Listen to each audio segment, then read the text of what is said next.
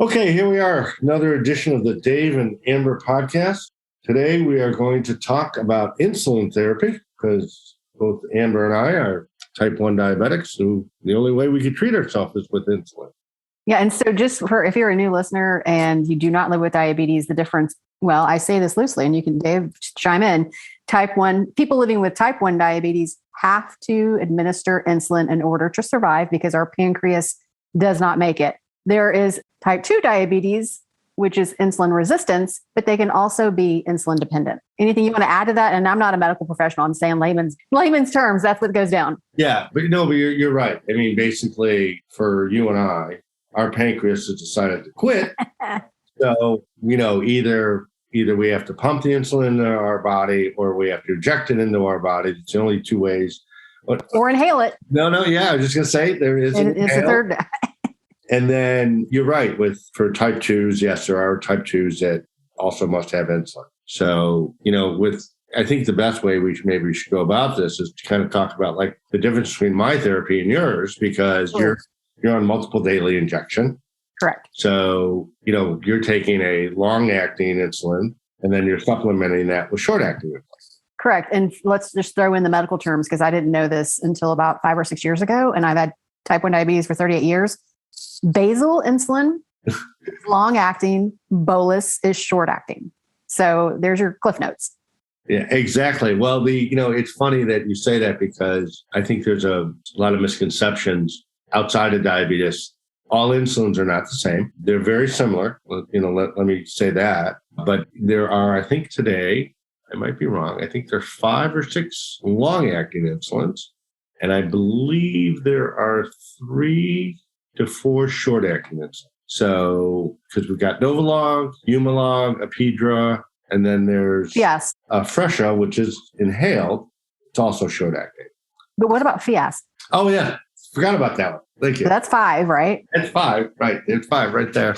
And, I'm sure there's a lot of people listening out there who wonder, insulin's been around for 100 years.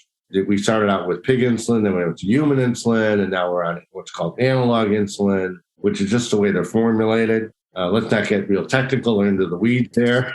Neither one of us, well, you might know, but yeah. So, but we do have what's called biosimilars. And again, let's define some terms here. There's a branded product. A biosimilar basically is the same formulation. I think the easiest way for a listener to understand this, you go into Walgreens, you can buy Tylenol or you can buy the store brand. It's the same damn thing. Right. So formulated exactly the same way. And we're not even going to get into the debate about insulin costs today because that's like 17 podcasts total.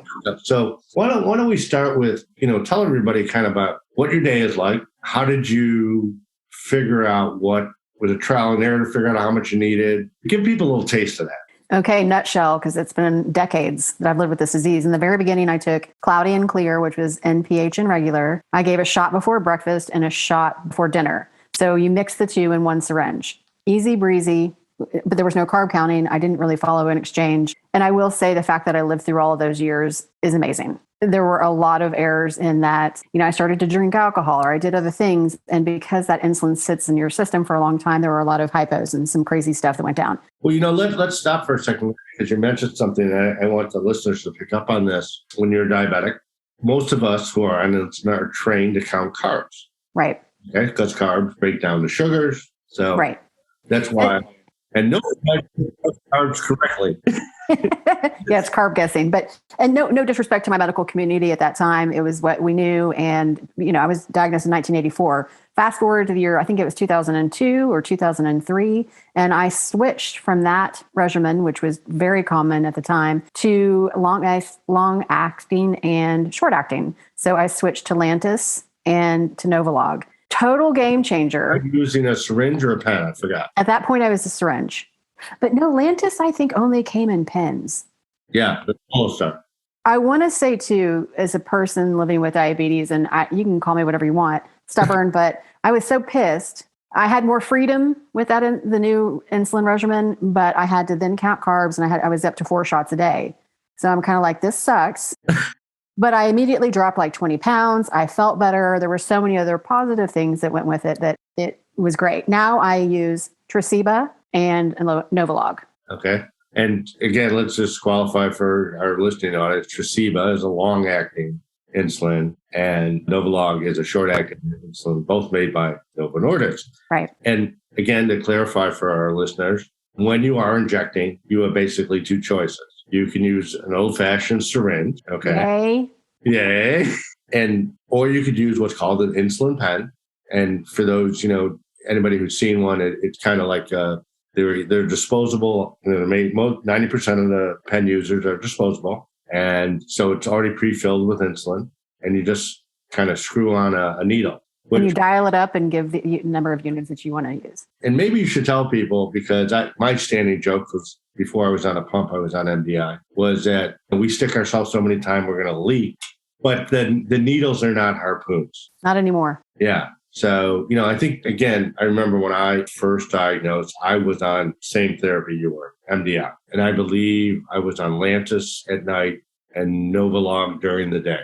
And I quickly learned that carb counting was one wild ass guess. I want to say one thing to that, because I didn't really answer the question appropriately. So I told you the types of insulins that I've been on and that I'm on. But when you ask me what a day looks like, I'm going to say this because you're going into what your MDI therapy was, but I get up at like 5:45 a.m. and give my Tresiba. Then I usually go back to sleep. If my blood sugar is high, I may give a few units of short acting just to level me out, so that when I get up for breakfast and I'm ready to carb count, my blood sugar will be at a level that I want it to be, which is usually 110. Then throughout the day, like you were talking about carb guessing, I don't give another shot unless I eat something that has carbs. And let's just be honest. Not only are we carb guessing, but we factor in proteins, we think about hormones, we think about dehydration. So there are a lot of other factors there when you're coming up with this weird equation as to how many units to give.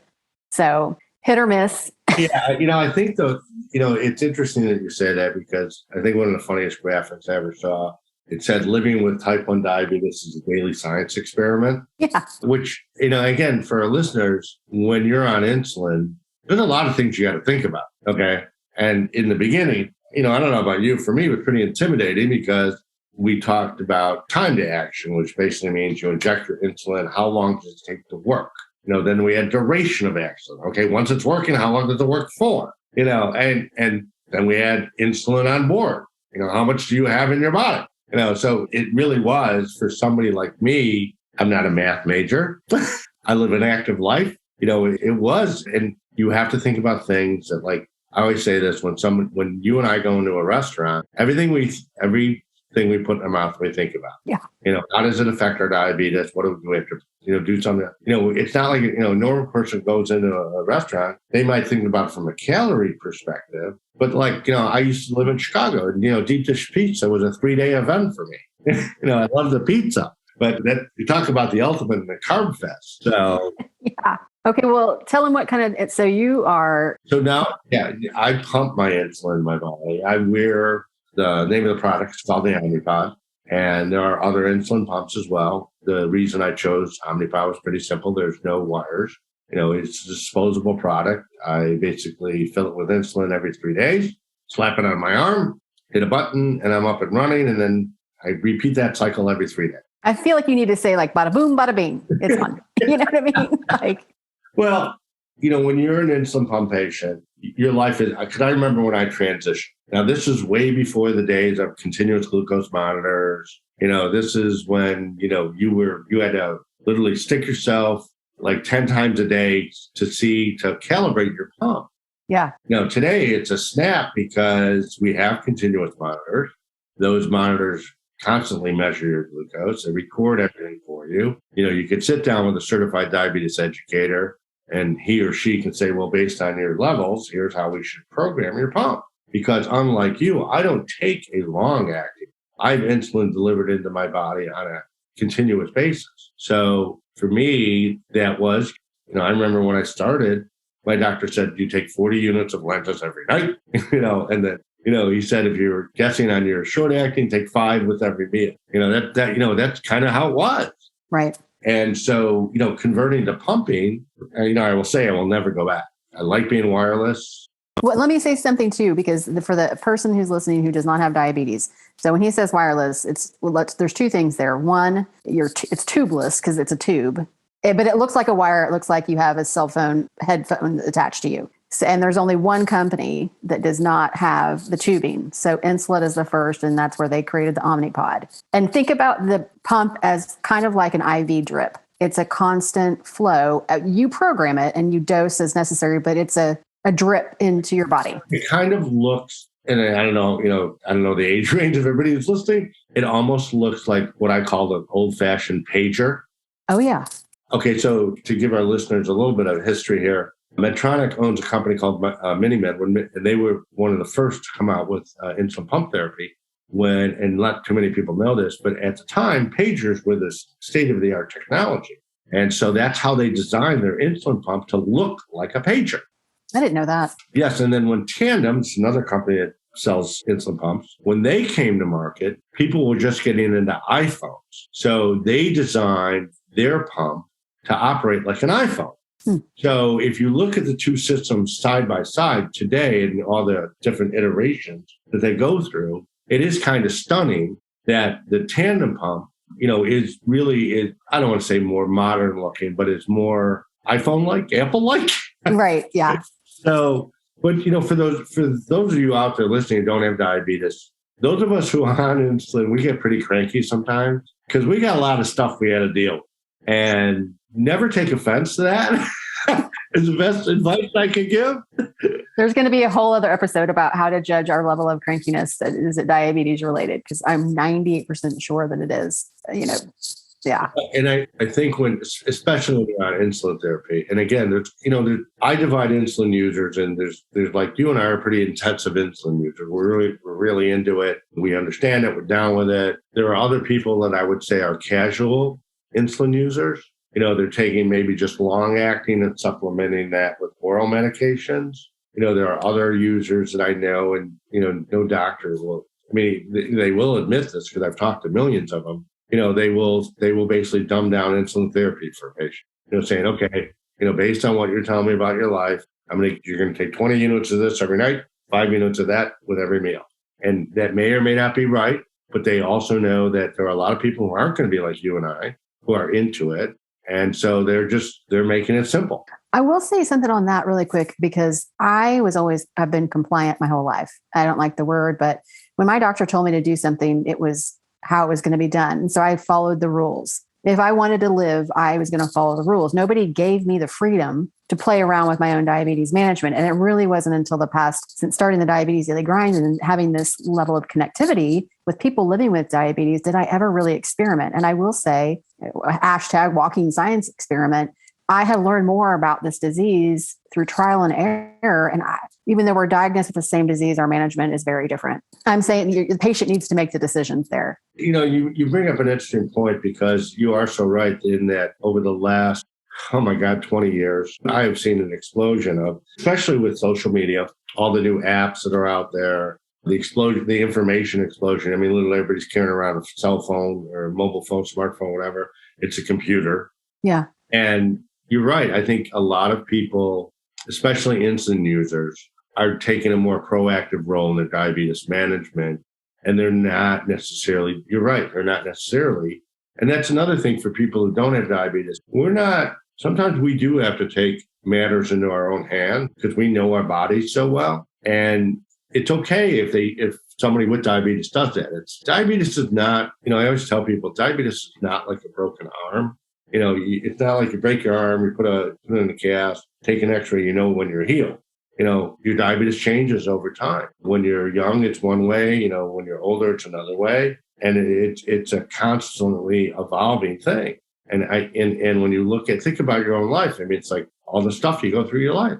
Yes. And so, for a lot of our listeners who don't have connected to somebody who's an insulin user, again, and there's a lot of stuff that goes on with insulin. There's a lot of insulin users that don't want to, do you shoot in public? I do. But let me say that I didn't in the beginning, and I really didn't have to, because if I was doing it before breakfast or dinner, I was probably going to be in the restroom or whatever. And I would get up from meetings in my 20s. But then finally I was like, this is a lot. This is a burden for me. And so now I usually say, and especially if it's in a professional setting, I'm going to give it a shot of insulin. And if you feel uncomfortable with syringes, please don't look, or I will gladly get up from the table. So it kind of just puts it on the table and gives me the freedom to not have to think about it. Well, So, and quite honestly, you're not alone there. I have a good friend of mine, type 1. He does not even when he's at home, yeah, he'll go into the bathroom and take his injection. And again, diabetes is not, we're not contagious. If you touch me or you touch you, you don't get diabetes. right. But a lot of patients who have diabetes almost live with the stigma. They don't want people to know that, oh my God, I'm on insulin. Yeah. And although it has become, I don't know, about you, but I know, like when I go out now and go to different places, I've noticed that a lot of these, Syringe containers. Yeah, they have, the disposable needle thing. Yeah. I think Costco was the first one I noticed that had that. So it is becoming, acceptable is the wrong word. But there's over 30 million patients with diabetes in the United States. It's not like it's uncommon. Right. Yeah. Gosh, yeah. I think, for everybody out there, diabetes, especially when you're on insulin, it is a roller coaster ride, because there are so many things that we cannot control. We can't control our level of stress. We try, but we can't. I don't know about you. I'm impacted by weather. Oh, yeah. Hormones are shit show. Yeah. I'm a triathlete. So when I train, I have to think about that. It's so funny because I was thinking back when I was on MDI, like you are, I'm like, oh my God. I remember once I was in a restaurant and I took my insulin, and then my food came and they made it wrong. Yeah. And so I would, Deb was still alive. My wife was still alive back then. She was like freaking out because like, oh my God, you already took your insulin. And so those things happen, you just got to deal with it. I was always one that, and I kind of am like this today, unless I'm eating it from home and preparing my own meals. I don't give insulin until I sit at the table. And I know that my food is going to be in front of me. So I know if it's right. You know what I mean? Like, because I, in my mind, have already carb counted and dosed in my mind what I'm going to do. So I don't leave it to chance, especially at restaurants. I wait till the plate is in front of me. And I'll explain one more thing, a big difference between what Amber does and what I do. I don't think you've ever had a syringe failure or a pen failure, but an insulin pump is a medical device. They do fail. It happens. Yes, they undergo a rigorous process when they're manufactured and, through the FDA and all that stuff. But hey, it is a machine, and machines do break down. And I don't know about you, but when I travel, my pods last for 3 days. And so I always pack extras because, let's say I'm going on a 5-day trip and I have to change my pod during my trip. Well, I'm going to bring 2 extras just in case the one I put on fails. Yeah. And it's no disrespect to, the people at Insulet, because, they're not normal, but it does happen. Right. And it's kind of like when you're on a tube pump, okay, what I call a wired pump, a tube pump. There are other kinds of failure. There's what they call an inclusion when your cannula, the tube that sticks in your body where the insulin is, it gets bent somehow. We're getting technical. Those are big words. Yeah. So let's just say it gets screwed up. So, but again, and these are the things that our lives are a little bit more complex because of that. But it doesn't mean that we can't manage. And I think if I could give advice to any non-diabetic who is with somebody who is insulin dependent like we are, is you kind of go with the flow. Because, excuse the expression, shit happens. And there's a lot of things we cannot control. And as try as we might, and you hear all of these things. Yes, there are, and we will talk about this in another episode, the difference between a hypoglycemic event, which is when your blood sugars drop. Yes, it can be a life-threatening event. However, you have to decide, we'll explain later what is and what isn't life-threatening. Of course, if I'm on the floor, okay, that's life-threatening. And I think that, I don't know about you, I'm very casual about my diabetes in terms of I've had it for so long. I understand my body pretty well. I kind of realize, okay, I'm going to have bad days. Yeah. Where I'm, running too high or running too low, whatever. And, even though my kids who are, they don't have diabetes, touched by it, they understand all of this. Dad's having a good day or a bad day. And I think and the one thing that my children have learned with me is not to bother dad about it. They might ask me, why are you cranky today, Dad? Crankier than usual. Crankier than normal, Dad, But, I think insulin therapy, it's great therapy. It is, however, it is a daily science experiment. And one that can kill you. I mean, it's like if you give too much, if you don't give enough, it's scary. It can be scary. It can be scary. But again, if everybody keeps things in perspective, and we haven't even touched upon it, and we'll probably do this in another podcast, but like if you're with somebody who's type 1 like us, and a lot of people carry around extra stuff in the purse or whatever, because they carry around like emergency glucagon. That's basically an injection that boosts your blood sugar. We're blowing their minds right now with all this. Don't be telling them that kind of stuff. You keep your Skittles. You're right, though. It is. I think that's why a lot of people that don't have diabetes sometimes freak a little bit, because these are all the things that you and I take for granted. We've had it for so long, and it's like, okay, why do I have candy bars in every room of my house? Well, and I think that one of the things too that you just brought up for people not living with diabetes, I want to throw it to the people living with diabetes that are listening to this. If you don't share with your loved ones and people that are touched by this disease that you're having a bad day and what does that actually mean, they're never going to understand. And not that they have to get it, but that's the greatest advice ever. And I agree with you. So we're going to end on that note, because that's the best note to end on, because if you don't communicate with your friends, your family members, your coworkers, whatever, your partner, they won't know. And they can help you if they know what to do. Correct. Don't be afraid to, tell them. You're right about that. I agree 100%.